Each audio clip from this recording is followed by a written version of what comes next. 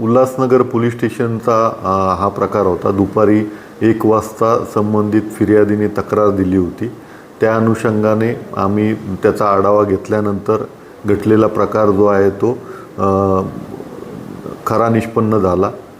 गुन्हा दाखल केल्यानंतर आम्ही सेपरेट एक टीम लावून त्यामध्ये संबंधित जी फिर्यादी आहे त्याला लवकरात लवकर न्याय मिळावा या अनुषंगाने 3.5 तासामध्ये त्याचा तपास पूर्ण करून आपण न्यायालयासमोर चार्जशीट दाखल केलेला आहे आणि लवकरच या केसची जी आहे ती सुनावणी होऊन पुढील त्याचा निर्णय होणार आहे।